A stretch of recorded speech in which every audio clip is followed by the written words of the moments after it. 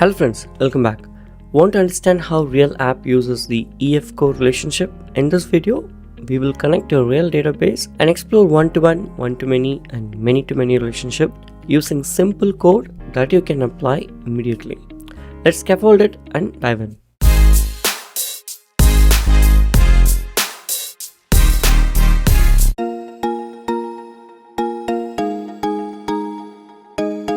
If you're new to my channel, subscribe to my channel and don't forget to follow me in github.com/learnsmartcoding and also join the Telegram group so you'll be part of the channel and we can share our knowledge together. Alright, now let's get started. So this video is a second part of the entity framework core, and in the previous video we saw how the model first approach works, and in this one let's take one step ahead and see how a realistic real-time database can be used for the entity framework. So I have taken an existing application, so I'm going to go over quickly about this database. This is basically an e-commerce based application. So if you look at this has user profile table, roles, user roles, category, product, address, orders, order item, like all of these things. So basically what this one will have is, this is the e-commerce application. So how, if you go to today Amazon, how you experience those kind of similar setup this database is having.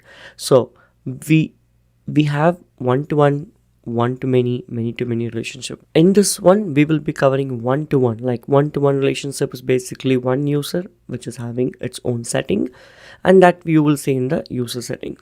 And one-to-many, basically one category, many products. Many-to-many, one user with multiple roles, and there are so many other in-depth relationships. So we are going to use this as the base for our third video. In the third video we will deep dive into the entity framework queries and how you can navigate through the child tables. That's called graph. Alright, so we'll talk more about those things in the third one, and let's focus on the database first approach in this video. So this is the database that we have, and we're going to use this and create model in the application. So that is what we are going to do. So I'm going to minimize this. Don't worry about the script, everything is provided as part of the source code in the github.com. So let's focus on the application. So I'm going to quickly go and create a new project. I'm going to choose the ASP.NET Core. I'm not going to waste time. I'm going to put this name, which is here. Next, everything to be default. We're using .NET Core 9. Create. It's going to create the project. That's it. The project is done. And if you've already watched the previous video, we're going to use the entity framework related packages. Alright, so the only thing that I'm using here is we're using the entity framework core package and entity framework core.sql. Save, Control Shift B will build the project. Let's open this, enlarge this. Let's set this as our, let's set this as the starting point. This is the startup project now, and what I'm going to do, I'm going to quickly set up the connection string. So if you go here, you can set up here or environment based. Both are going to be same for this simple demo. So here's the database. I'm going to save this, and then this one is basically referring to the localhost, my local connection string, and here we are going to use a table named, so we will use this as the name. The smart card is the database name. So for good, let's open this Solution Explorer, minimize this. Let's set up few more things which is really not required in terms of the database approach, but it's just a basic information that I'm setting up. I'm quickly going to show you what I did. Let's put some code and let's go over the code. Alright, so what I did here, nothing, very simple. So alright, we don't need all of these things. Let's come back. Okay, so alright, so we created the basic template, and right away we'll dive into the database approach. So let's say we wanted to use entity framework code for the existing database. So here we will just create a folder called data. Okay, and under data we are going to create a folder called entities, and under entities we are going to put all the models. Okay, so that is our idea, but ideally speaking this is a monolithic project just for example. Okay, demo purpose. Generally speaking you'll use a proper architecture like clean architecture, CQRS pattern, or entire layer, or whatever it is depending on your project. But please do show those data layers in that side, but this is only for understanding purpose. I'm going to do everything here. All right, so I'm going to place a file called a readme under this. Okay, so in this readme, what is here? If you're new to this video, if you haven't done anything related to EF core, basically these commands will tell you how to install the entity framework. Okay, so this is the command line tool, entity framework CLI tool. You need to install this entity.net EF in your computer. So follow these steps to first check, and then if the version is an old one, you can use this to update like this till here. As of this recording, 9.0.4 is the latest one, but if you do this, it will install the latest one, it will update the latest one. If you want to install from fresh, use this. So for example, if I just copy this and just go to command line, type this, it is going to show me what is the version that I have. All right, so that is what you're going to do. So now one more thing is here, if you look at this .NET EF dbcontext scaffold followed by a big thing, right? I will explain you what it is, but those who are new, let's take a look at what this is doing. So what I'm going to do is I'm going to go to this location by right click, folder location. Once I go here, if you say cmd, basically that will open up this command under this. You can also do like this, or you can say cd followed by the location. Both are same. This is an easy shortcut. All right, so if you have not known this, let me know in the comment section or give me a like. All right, so from here we are going to execute one of the database related command. So first thing, .NET EF. This will give us the commands that's coming for these things. So it has three main commands: database, dbcontext, migration. All right, so .NET EF space, we have seen migration and its related commands in the previous video. We also saw migrations and database, I mean the migrations and the database and their related commands. In the previous video, we also saw few of the things in dbcontext. For example, if I type dbcontext, so it shows info, list, optimize, all of these things, right? Except scaffold, we did everything in the last LS. Except scaffold, we did everything in the last video. Okay, so today we're going to see this one. So what it says, it scaffolds a dbcontext and entity types for a database. I'm going to clear this CLS, and what I'm going to do is minimize this, go back to this location, okay, copy this and open this and paste it. Okay, and then let me show you what this is. See, we are using here, right? So .NET EF is the tool that we're using. Under that, use this command dbcontext. Under dbcontext, we are saying scaffold is a command that we have to use. For scaffold, these are the parameters. Basically what we are passing is the connection string of the database. So from here till here is the connection string. So what will be different for you? If your name of the database is different, change it here. If your server name is different, change it here. Sometimes your name will be your computer name, so the name of the server is going to be different. So it's up to you to put it correctly.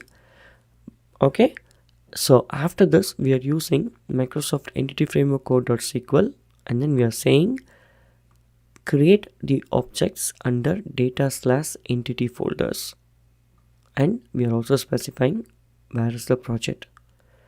Our project is one step ahead. So for example, we open the container from here, we are saying go back one step and then use this location as the project. That is what we are saying.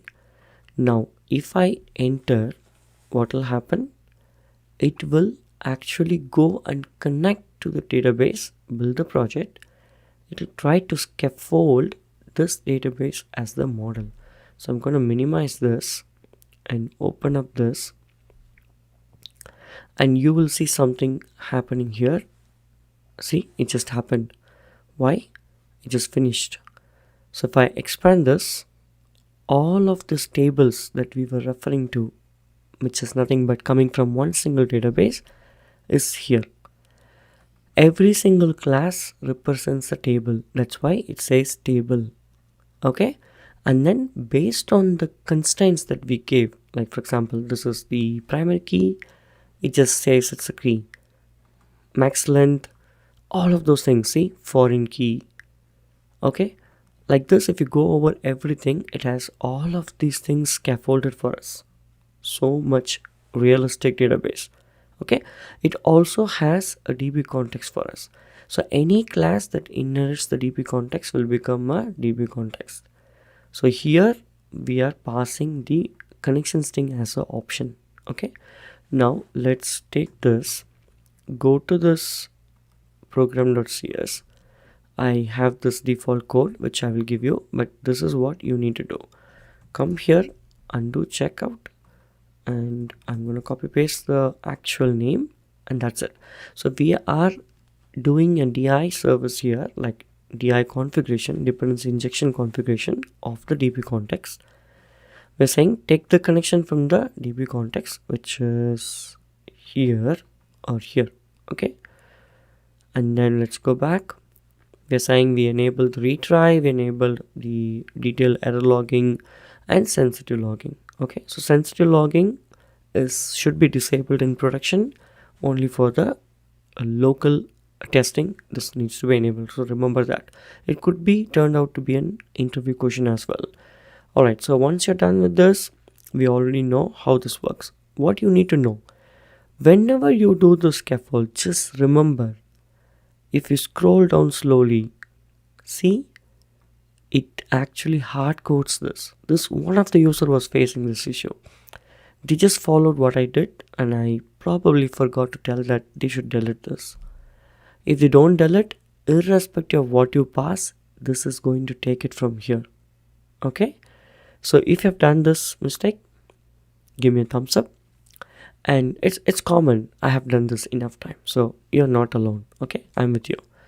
And then every single property that is configured in the database table is all listed here. That's how the EF core talks to the database, reads the schema, and just writes everything for us. Alright, so this is called database first approach. So what is database first? You start with an existing database and reverse engineer the C# models and DB context using the scaffolding tool. Alright, so it has its own pros and cons. Pros: best when you already have a mature DB or a DBA team. Easy to onboard the EF core in a legacy app. It's just easy as easy does. So what are the cons? Customization needs to be done carefully. You have to use probably some partial classes, because sometimes the table will have too many number of columns, and you actually have less control in the code first approach, which is fine. Alright, sometimes cons is always I see as positive. Alright, so we are going to use the e-commerce application as our demo, and this is what it is going to be. We know how the database first approach works. You know how to scaffold. Let's say we scaffolded, and as things went on, like new tables came and all of those things happened, some existing table changed, same thing. Come here, run the same command, all of these things will be regenerated. Okay, it's not going to hamper anything wrong. If anything is changed in the schema, then you're going to bring it here. That's called reverse engineering. Okay, and trust me, based on my experience, model first is something that I've not even done once in a real project, because it's very hard that you start with a new database and like a very fresh project. Most of the applications will be like rewritten, database will be already there. So I have seen 99.9% as the database first approach, not the model first approach. Of course, you might have seen different. So let me know, what did you see in your experience, database first or model first? Whether you saw database first more or model first more, or you just see one of those. So let me know in the comment section. Sharing is caring. So if you like this video, don't forget to hit the like button. Don't forget to subscribe to my channel and share this with friends. Join the Telegram group, you can chat. Join the Telegram group, we can help each other. And stay tuned, next video will be much interesting. We will be using this in the next one to write nice queries using EF course, LINQ and lambda expressions. So stay tuned guys, I'll see you in the next video. Bye bye. Thanks for watching. If you found this video helpful, please give it a thumbs up and subscribe to our channel for more tech tutorials. And don't forget to hit the bell icon to get notified when we post new videos. If you have any questions or suggestions, leave them in the comments below. Happy coding!